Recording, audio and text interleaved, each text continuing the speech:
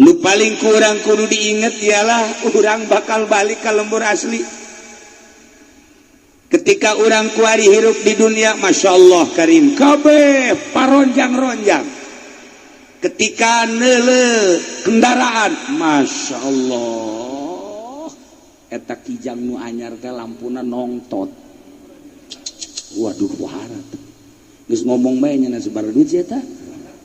Sabaraha duit sih mun kredit sabaraha bulan sabaraha tahun. Naik deui, waduh Fortuner. Wah, bohabat. Terus naik deui mobil anu nyana teh nyaho ngaranna teh. Wah. Nyana teh nyaho ngaran nya mah ka mobil teh nyaho bagus bae. Orang lembur atuh ngaranna aja. Nah, eta kendaraan neuleuh imah, neuleuh pakaian, komo neuleuh urang Karawang. Masya Allah. Tak eta urang dedeulean nu kitu we. Aju ku urang dihayukeun. Urang hanya sekedar sakitu. Ku urang diusahakeun ya. Usaha jang mobil, usaha jang imah, usaha jang pakaian, usaha jang kawin deui. Hasil paeh kitu bakal jadi siksa. Di bana geus datang ajal mah teu ngora teu kolot. Teu budak ka awewe teu lalaki. Mentak urang kudu nempo ka ajal urang. Ieu aing irasi ajal ieu. Abeh siap-siap. Jeung paeh teh anehna teh henteu tartib. Lamun tartib mah mimiti kakak, mantel kakak adi, terus adina deungeuna henteu. Asal geus kakak urang guys, aing ngadeg di masjid bae. Emang gua bagian aing ayeuna. Atuh henteu. Masya Allah karim. Nah ieu urang kuari hirup sabada di alam arwah. Mimiti alam arwah, terus kuari urang ka alam dunia, alam mulki. Isuk urang ka alam barzakh. Sakedeung kuari urang di alam mulki, sakedeung kuari di alam dunia. Nuku urang geus kasaksian ratusan bahkan dina pemandangan perang ribuan, Aceh tsunami ribuan, hitungan batur bae pae, hitungan batur bae pae. Orangan engke mah ka urang pae teh. Urang ge sok ngitungan ka gorengan batur bae. Goreng urang teh lo dihitung. Tak tololna urang tah. Goreng si anu salah si anu salah. Salah urang teh lo dihitung. Nah eta nu kos kitu jeung beblon. Kos polisi. Polisi kan nu. Oh nya mah neulekeun kasalahan batur, pugunya anu salah. Maksudna ieu keur carita introspeksi dulu.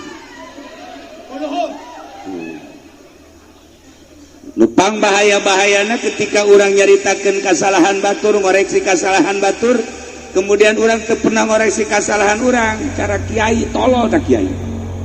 Mantep kiai mah panggeulana ka neraka sebenarnya mah. Mimiti kiai ka neraka, aju polisi. Aju polisi. Polisi kadua lah ka nerakana. Lain kiai. Lain kiai, ngan kiai mah keluar polisi teu.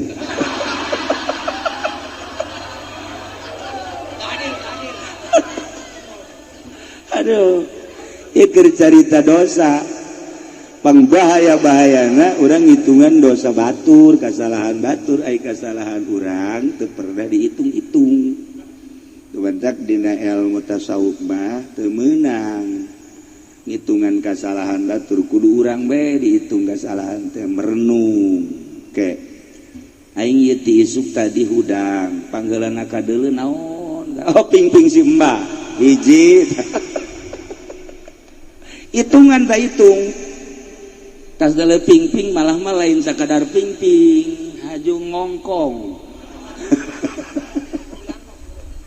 Tah eta terus itu introspeksi. Hasibu qabla an tuhasab. Nu jelas urang kabehan teh bakal balik ka lembur nu asli.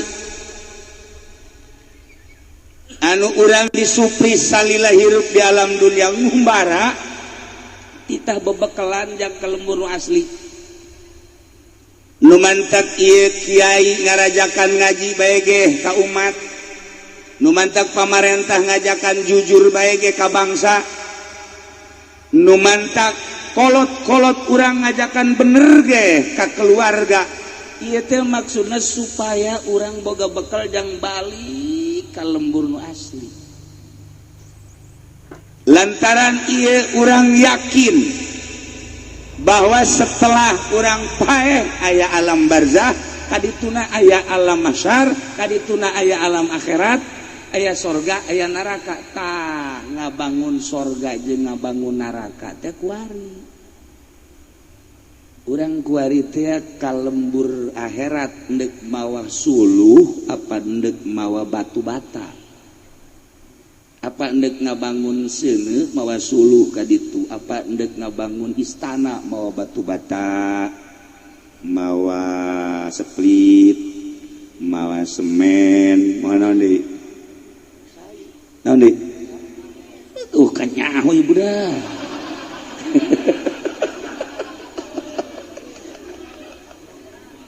Orang bawaan ka ditu. Apakah orang endek mawa seuneu nyin seuneu, apakah hendak nyin istana? Dipersilahkan.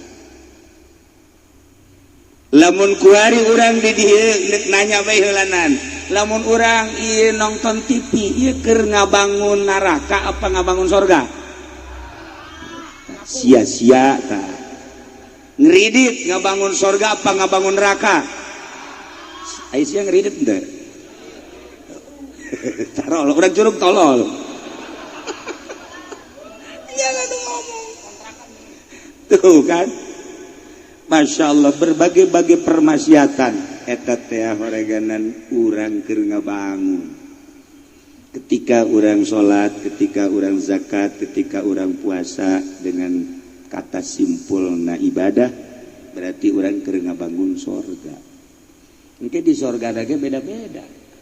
Aya nu istanana agreng pohara, aya nu biasa bae, aya nu RSS. Di surga gitu mah. Maka ieu mah teu kapanggih. RSS ge eueuh. Di luar surga jangan. Maksudnya antara surga jeung neraka. Ka surga teu ka neraka teu. Ya Allah.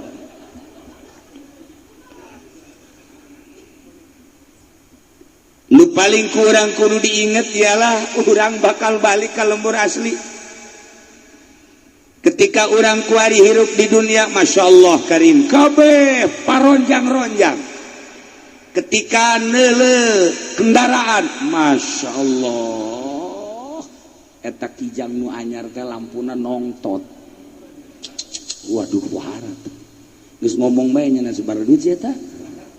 Sabaraha duit sih mun kredit sabaraha bulan sabaraha tahun. Naik deui, waduh Fortuner. Wah, bohabat. Terus naik deui mobil anu nyana teh nyawa ngaranna teh. Wah. Nyana teh nyawa ngaran nyana mah ka mobil teh nyawa bagus bae. Urang lembur atuh ngaranna aja. Tah eta kendaraan neuleuh imah, neuleuh pakaian, komo neuleuh urang Karawang. Masya Allah. Tah eta urang deudeulean nu kitu bae. Aju ku urang dihayukeun. Urang hanya sekedar sakitu. Ku urang diusahakeun ya. Usaha jang mobil, usaha jang imah, usaha jang pakaian, usaha jang kawin deui. Hasil paeh sakitu kitu bakal jadi siksa. Bakal jadi siksa. Tat urang teu inget ka kos kitu teh. Teu inget ka kos kitu, Masya Allah karim. Padahal urang kuari keur ngabangun. Nah, urang kuari beli imah. Baju dibagus-bagus, kendaraan, imah, sare ge pohara, make kasurna teh nu buatan pasar kemis teh, Inoak, Inoak, itu bagus Inoak batu, panas, Inoak.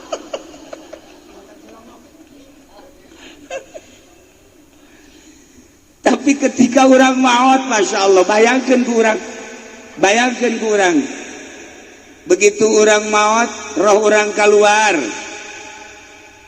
awak orang dicencerika, baringkeun, endetolan dulur kabeh ngalayad, tandian, bungkus, kencengkeun, pocongkeun,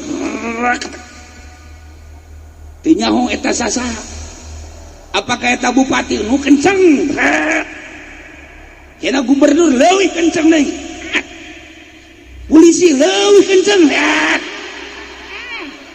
TNI hai kabeh ieu sih mah kiai sarua pocong-pocongkeun dipocongkeun tinyaho eta letnan eta jenderal eta abuya komo kieu RT lain online geus dipocongkeun Masya Allah dipocongkeun bawa ke kuburan renungkeun ku urang ketika di kuburan nu kamari urang teu meunang salah kudu aya spring bed ku hari sama keun nu kamari kudu make AC bae ku hari boro-boro AC ya Allah ya Rabb saaya-aya kamari mah kudu kelega bae kudu tiis bae kudu memadai segala lengkap perlengkapan di kamar ku hari di jero kuburan diuk teu bisa sama boro-boro loreng, boro-boro jas, boro-boro jubah, kain kafan saaya-aya. Renungkeun jubah ku urang, pangbalikan urang nu asli seperti eta. Anu kamari komandana siap dan, laksanakan siap dan, komandan siap dan. Esok dundan selesai nu kuari buya sia isuk selesai eueunan di jero kuburan murid nu kamari ieu ka urang sungkem teh malah nincakan urang anu kamari siap dan nyana anu nincakanana korek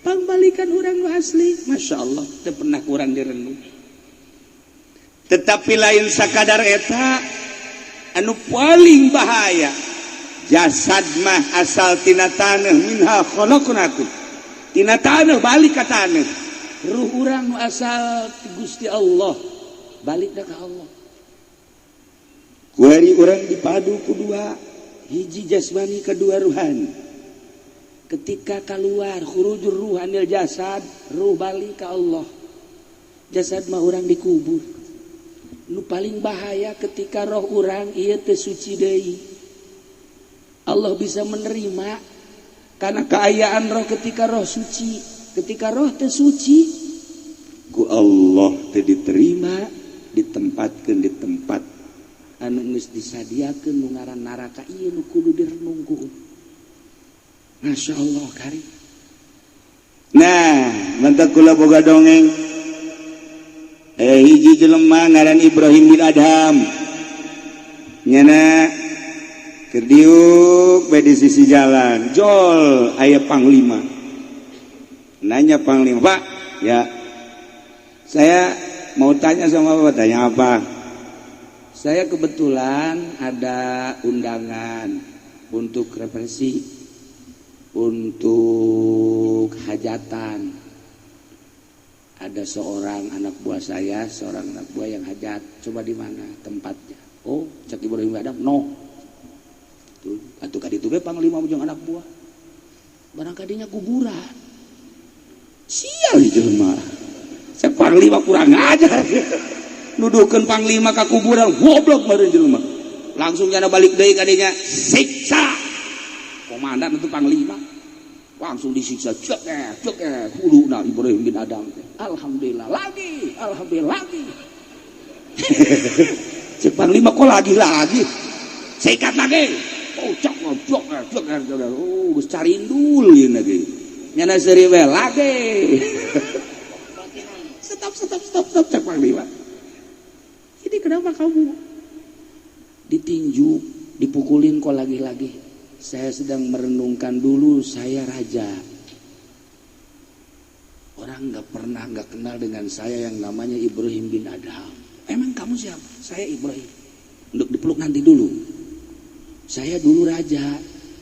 Tapi ketika saya diberi oleh Allah nur ilahi, ternyata kerajaan itu tidak ada artinya buat saya. Kemewahan dunia nanaonan, keagungan dunia nanaonan, dengan tidak merasakan tidak ada apa terhadap dunia, maka saya selalu merenung terhadap akhirat. Lantas kamu tadi dipukulin kenapa ketawa-ketawa? Dulu waktu saya jadi raja mungkin masih banyak dosa yang belum bisa diampuni oleh Allah. Mungkin melalui dipukulin kepala habis dosa saya aja sekarang.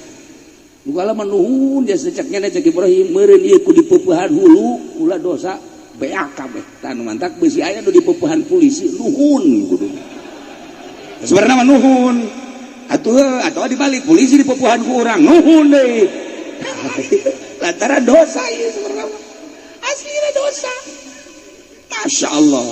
Cek panglima emang Isa Ibrahim langsung dipeluk. Ya Allah ya Rabb. Nah, cek Ibrahim bin Adham anjeun kabehan keur jadi panglima, keur ngajabat jadi penggede, kukula dituduhkeun imah asli itu bakal paeh ka ditu kabeh. Sabaraha balok di dieu, sabaraha bintang di dieu, isuk tidak berarti. Balok dan bintang ketika di dunia. Besok ketika masuk kubur, orang embung mau balok, embung mau bintang. Isin asup ke jero kubur ketika orang mau balok. Aja pedi mah dek mau balok kalapanya nama, bloon. Iya, sebab boro-boro gak kuburan ketika rek sakarat, jelema kuabe sadunya. Merenung cuman satu yang diingat, Allah. Dek sakarat maka bege apakah eta presiden, apakah eta menteri, apakah eta gubernur, sekalipun kiai embung disebut kiai sebab besi nyasarkeun ka kiaian hiji be Allah. Embung nanaon? Embung neuleuh jabatan, embung neuleuh pangkat, embung neuleuh balok, embung neuleuh bintang, embung neuleuh buya-buya kos kitu embung. Warinya nama asal tuh di Kiai Pendi. Nah ini teman gua aja gitu. Tapi lamun Mang Haji kamu Mang Haji siap goblok. Aing geus jadi kiai cenah teh. Ambo, ieu budak kiai jahanam nih mah. Nah eta lah ketika urang deuk sakarat mah kabeh embung aya nu milu. Lantaran naon inggis. Sebabnya iya asli. Kuari orang ngomong paeh lalagaan. Isuk pake itu mah asli. Ketika orang berhadapan dengan asli, guys, teu bisa kukumaha. Berhadapan dengan asli, teu bisa kukumaha. Ieu mah asli kan? Ketika malakal maut nangis aya berbahaya. Masya Allah karim. Ah, geus teu bisa kukumaha. Assalamualaikum. Cek malakal maut. Haji Pendi. Aya naon cek Haji Pendi? Ulah tugas kula, geus naon? Nyabot nyawa. Ih ulah waka. Naon gitu cek malakal maut waka. Kredit cadang geus. Deus teu bisa kukumaha asli. Mentak jelema hayang nyaho bagus jeung teu bagusna diri hiji hayang resep apa henteu paeh sakitu ukuran. Urang ge hayang ngukur diri urang aing sih bagus apa henteu sih sebenarnya menurut Allah rela apa henteu ka paeh sakitu bae ukuran terakhir eta. Hiji eta seluruh ilmu tasawuf jeung ilmu thariqah ukuranna paeh. Lamun urang geus rela sampai nyanggakeun sadaya-daya Gusti berarti keur bagus. Macam eta aya di Jati anu bunuh diri teh eta ge nyanggakeun goblok teh lain. Ieu mata urang keur tenang. Masya Allah andai kata dicabut nyawa ge mangga berarti keur bagus. Tapi lamun orang ditawaran model kieu mengaji, kira-kira mau supaya daek. Enggak, harapan mah. Harapan nih Bang. Jauh nih. Jauh. Sekali dia ngaji ini mun isu supaya siap. Kuari kia tuh kabeh paraeh Mang Haji mah hirup bae kieu di dinya ngising di dinya daek.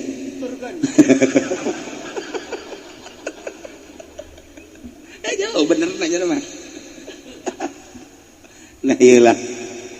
Jadi rumah terakhir adalah kuburan. Urang kuari keur mengenang seseorang anu geus aya di alam kubur, di alam barzakh. Nu antum lana salafun wa nahnu alaikum tabaun wa inna insyaallah taala bikum lahiqun. Nah, urang mah kuari ngan syukur ngomong doang. Ketika roh urang keluar, nyana ngomong inna lillahi kula milik Allah wa inna ilaihi rajiun. Kami balik ke Allah kan. Roh urang ngomong sorak. Kuari mah urang ngan sakadar ngomong ge dititah bae ku Kangjeng Nabi. Roh urang ge ngomong ketika keluar inna lillahi. Ngaku kabeh. Kabeh ngaku. Ja ulah urang nu mukmin nu kafir ge ngaku. Kafir, Kristen, Yahudi, Konghucu, Buddha. Kabeh ngaku inna lillahi. Kami wa Allah. Dek mana balik atunya? Wa inna ilaihi rajiun. Kami kabeh balik ke Allah. Nah, tinggal engke urang aslina bisa balik apa henteu ke Allah tergantung amal urang. Maka aya jelema pelit. Dasar pelit. Pelit teh barang bere. Nyana keur kieu bae di hareupeun imah jol aya nu menta-menta. Begitu aya nu menta-menta maksa. Kulantaran maksa diberelah ku cenah minta duit. Dibere duit. Ini karak ke 10 lengkah babalik deui. Kula minta cai atuh cegeuna. Cai ke atawa kopi atawa susu atawa naon jeruk. Ah, sabere duit kana itu. Duit ku sabere minta deui bae. Henteu atuh kula naon bae nu aya kue-kue entah kan itu ini. Sabere duit sia. Ini kacaritakeun peuting ngimpi teh jelema nu pelit teh. Begitu ngimpi kiamat. Begitu kiamat langsung giring masyar kebeneran nyana mah pelit ngan sholat mah osok kira ka sorga barang datang ka sorga teh eueuh nanaon di sorgana eueuh nanaon imah eueuh kadaharan eueuh bubuahan eueuh air batur mah ala lagreng. Oh, Kiai Ajizi geus boga, Kiai Giru Babai geus boga, kabeh Kiai Ade geus boga. Haji Pendi eueuh nanaon.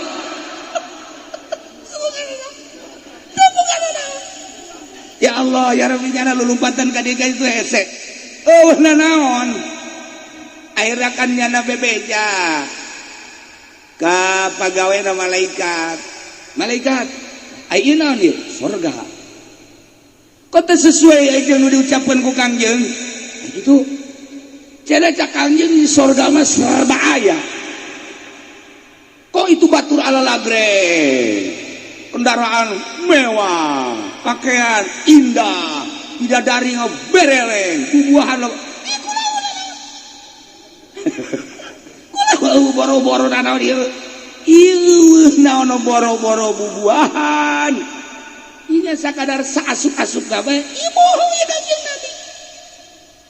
Cek malaikat anu asup ka sorga teh eta teh geus untung. Adapun ngabangun sorga kumaha di duniana. Lantaran ieu maneh mah teu daek ngabangun di duniana.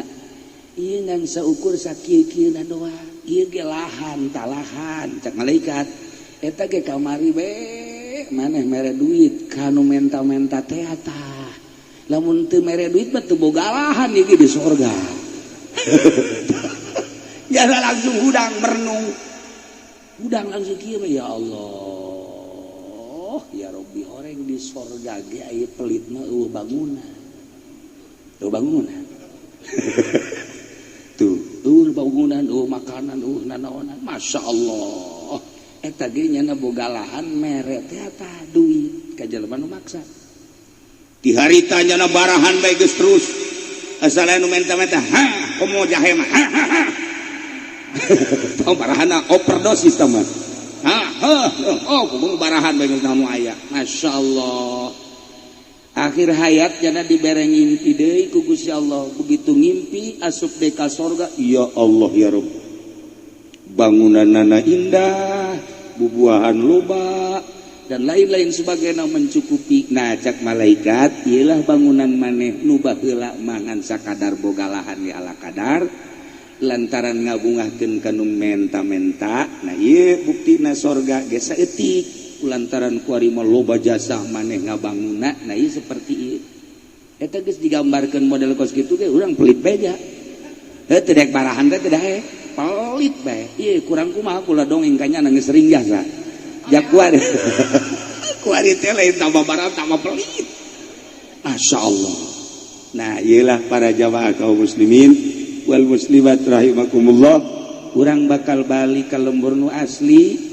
Apakah orang dek ngabangun neraka mawa suluh ti dieu berbagai permaksiatan nuku urang dibangun atau orang dek ngabangun surga melalui ibadah terserah eta bakal aya rada diserahkeun ka urang kabehan.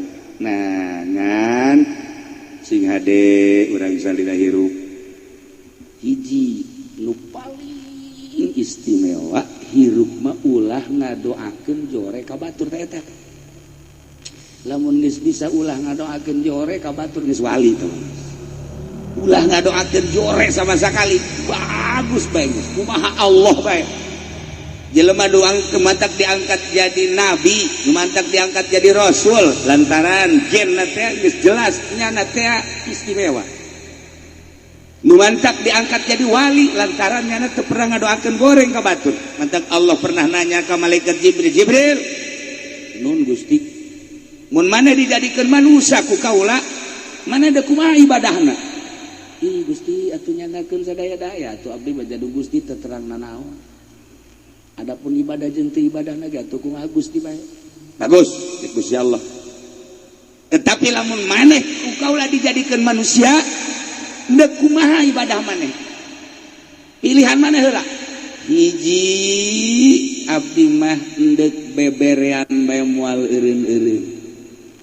Dua, nomor kedua kula mandek nulungan besalila hirup kaula. Tilu kula mandek mengabdi bebeneran ka Gusti moal aya jang abdi. Nomor kaopat abdi mah teu hayang ka surga, teu hayang ka neraka.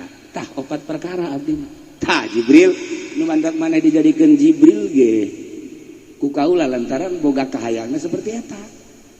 Lamun urang nuturkeun seperti eta urang ge ongkos malaikat Jibril minimal ganti ngaran Jibril lah. Tah eta hebat malaikat Jibril salila hirup ulama neuk beberean bae bu pon ware eta boga niat deuk beberean teh pan ieu mah lain hayangna dibere ih teu meunang manggih nu sugih asal manggih nu sugih bae haju bae nyieun proposal bangkawar aja sih. Nah ieu urang ulah ngadoakeun goreng baheula di Mesir aya hiji sepasang ustaz jeung ustazah magahan ngaji susah suami istri susah maisyahna kahirupanana ngan boga kotok-kotokna hiji endogan isuk jual eta bae maisyahna tanyana mah geus teu boga nanaon deui pagawe nangan magahan ngaji tetapi nyada bisa seserian jeung pamajikanana lempang indah teu pernah bae kadeuleu pas sentrok teh teu pernah. Pan urang mah di jero mobil ge teu nanya jeung pamajikan. Hareudang ge jero mobil AC mah AC. Hareudang. Sial teh urang curug tolol. Iwat teh boga narawan tapi bangunan teh adem ayem ya Allah eta indah aja serta iwat tangga kos kitu teh. Susah tetapi kadeuleuh halimpu. Nu ngaraji loba. Ayalah pamalingnya hasut cek babaligen ieu ustad bangunna teu pernah bentrok cek kana paling ku aing kotok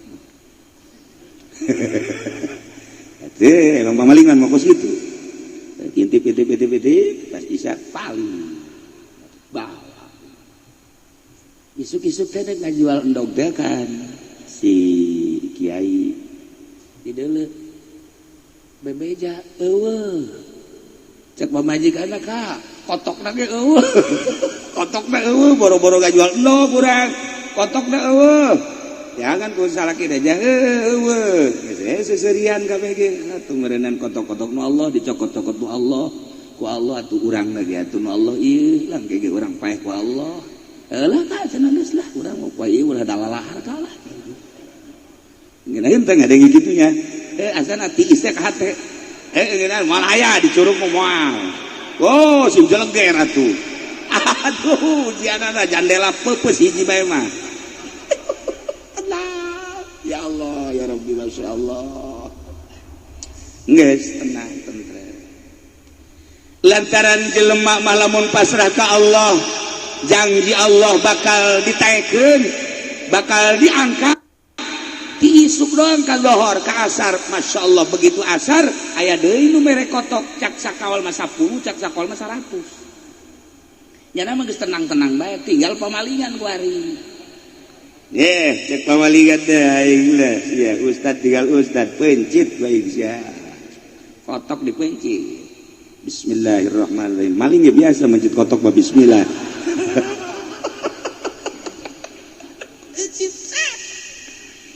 nu anehna begitu kotok dipencit bulu-bulu kotok kabeungeut narempel jararadi kabeh jadi beungeut teh ieu pinuh ku bulu masyaallah cabutan jadi deui harita kene cabutan jadi deui ka dokter terus diberesa deui jadi deui terus ka dokter terus ka kokolot kieu cabutan jadi deui ka dukun jadi deui ramuan geus diinum geus jarah di eta jadi bae ayeuna kan nyana bingung ieu bulu kotok jadi bae sakene ayeuna nanya lah nyana ka Ba'dul Arifin mun ceuk urang wali ahli Allah datang nyana ka dieu Waalaikumsalam naon kula maling kotok kiai sia teh ya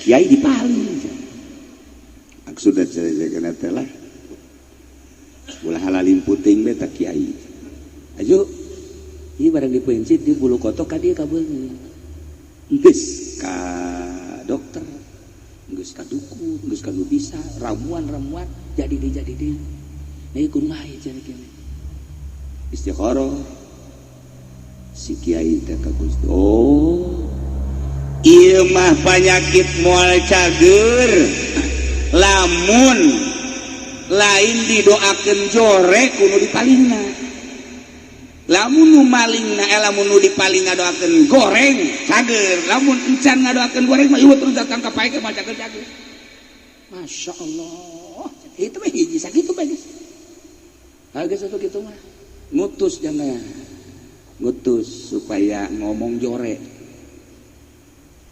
kiai lain gerilin boga kotok enggak tapi kotok ka mana maling nyaon teh nu malingna henteu kula lamun ngabejakeun nu maling mah isteu kudu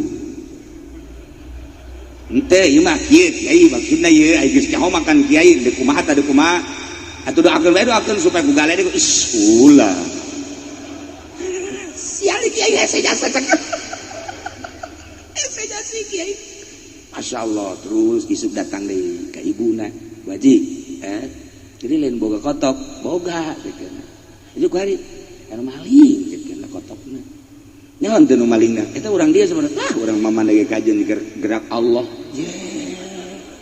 lain kitu bi aya geus kajawan mah panu malingna bisa dipanggil bisa dinasehatan atau kurang bisa dicarekat ulah nyana nang Allah lempang nage nang Allah maling nage eta teh meunang gerak Allah atuh kumaha Allah bae ngogedean buluna lain cager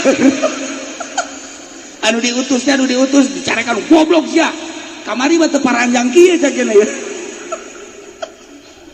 asal beki bagus teh bulu manjangan ya Allah ya Rabbi geus datang deui ka dieu teu daekeun ngadoakeun goreng masyaallah eta kiai kuat jasa kuat akhirna mele deet nyana datang Assalamualaikum salam isaha kula nu meuli kotok kotok sah kotok kiai oh masyaallah atuh masalah meuli kotok bulu udah jadi kadinya ya iya jadi kula geus ka mana ieu teh cager-cager nah ieu mah eueuh di jalan cek kiai anu di anu hiji-hijina cara supaya cager lamun kiai ngadoakeun goreng ka kula ya tuh kula ngomong ya geuna ngadoakeun goreng mah teh jeger ka Allah nang Allah manjangan deui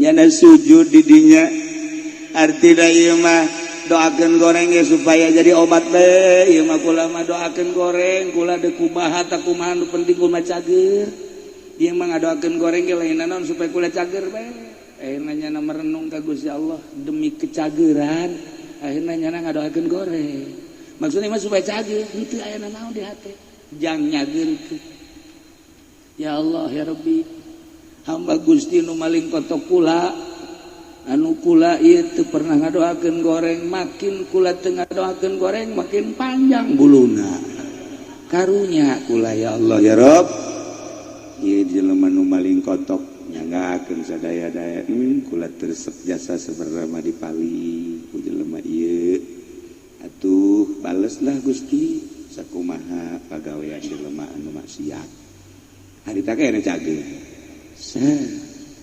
cager spontan kiai kotokna paraeh kabeh anu tadi teh nang pamere teh lantaran ngagonengkeun goreng ngadoakeun goreng paraeh kabeh kotokna dibales tuh jadi eta teh sebenarnya namanya embung ngagondakeun eta mah sakadar ngobatan nah ieu konsep hirup urang deuk jadi kiai deuk jadi pedagang deuk jadi pemerintah TNI deuk jadi polisi deuk jadi daun bae hiji bae ulah sok ngadoakeun goreng ka batur insyaallah bae indah jasa jah hirup teu kudu jadi kiai henteu kudu jadi kiai kanjeng Nabi berhadapan jeung panglima perang apakah kanjeng Nabi nitah eureun ka panglima jah henteu kanjeng Nabi kapanggih jeung polisi askar apakah kanjeng Nabi kita eureun jadi askar henteu kanjeng Nabi kapanggih jeung petani sugan kanjeng Nabi nitah eureun tani henteu kanjeng Nabi kapanggih jeung pedagang sugan kanjeng Nabi nitah eureun dagangan henteu ban kanjeng Nabi mah mangga kabeh nu penting takwa ka Gusti Allah sebab etalah bekal jang bahan balik ka lembur asli urang jadi polisi sing jadi polisi nu takwa sebab polisi ge bakal paeh urang jadi TNI sing jadi TNI nu takwa sebab bakal paeh urang jadi pedagang lah nu takwa sebab bakal paeh urang jadi kiai lah nu takwa sebab bakal paeh di kiai ge loba nu teu takwa kiai jadi itu di Lampung menteh sarua KTP-na orang pondok eta sarua nah iyalah jadi urang kuari berusaha jadi jelema anu takwa ke Allah dengan posisi anu geus diatur ku Gusti Allah. Kula sok dongeng di zaman Tuan Syekh Abdul Qadir aya seorang tentara datang. Waalaikumsalam. Cek tentara. Kula kabita jasa ka Tuan. Ai gitu. Asana ngeunaheun jasa hirup Tuan mati majlis ka masjid ka imah. Di majlis ka masjid ka imah. Ngaji zikir maca kitab ngaji zikir ngeunaheun amat ai maneh naon ulama ieu keur perang melawan tentara Mongol di perbatasan. Tuan Syekh Abdul Qadir langsung tungkul tangga seri. Tuan Syekh Abdul Qadir buat ting ka sorga heulaan ente daripada murid-murid kula. Nyana kaget. Kok bisa gitu? Masyarakat Baghdad bisa tenang lantaran anjeun ngahalangan musuh-musuh. Dengan anjeun berjibaku menghalangi musuh, yai, pedagang, umat tenang dengan memberikan ketenangan bangsa. Anjeun leuwih ti heula ka surga. Tuan Abdul Qadir geus ulah eureun jadi polisina. Geus ulah eureun jadi tentarana, nu penting tentarana lillahi taala. Neangan coba ge di Indonesia tentara nu lillahi taala. Coba neangan anu polisi anu tasawuf. Atuh aya anu boba henteu. Aya polisi nu tasawuf anu mah digeleng kahujanan kitu, polisi tidur.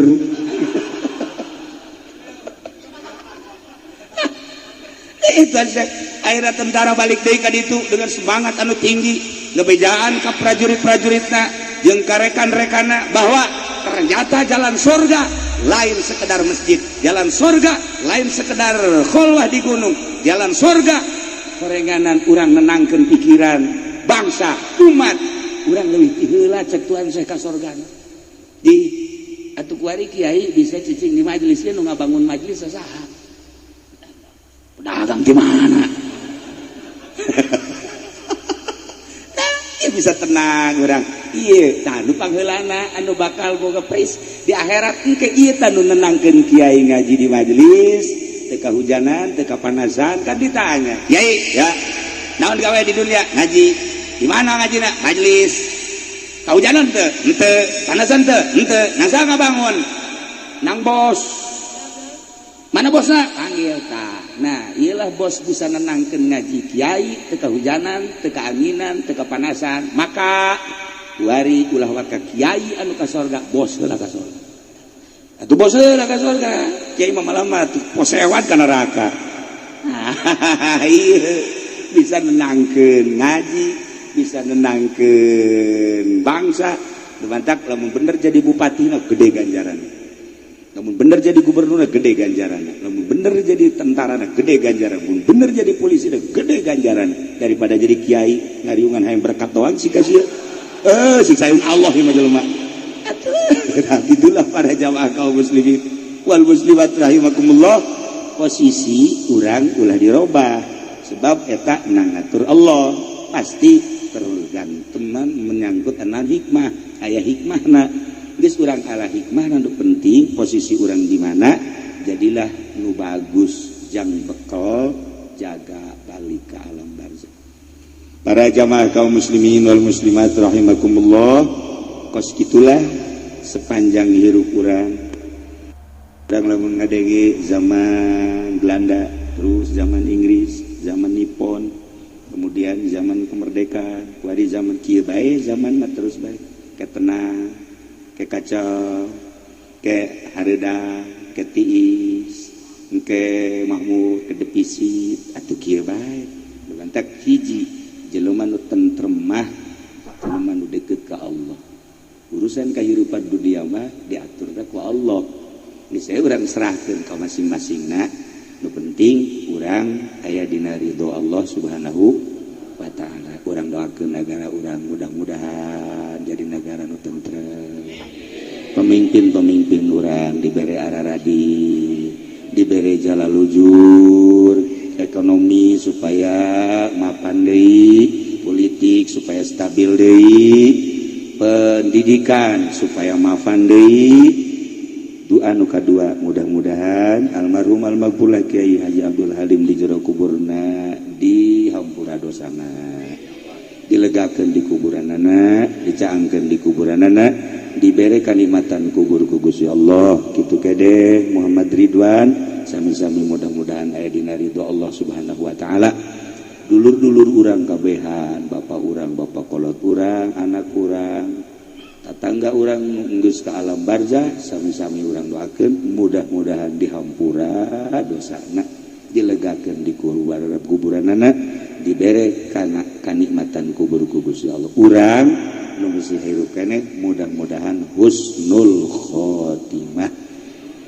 Balik jaga ke alam barzah di akhirat urang aya di bawah naungan bendera Kangjeng Nabi urang Kangjeng Nabi Muhammad sallallahu alaihi wasallam.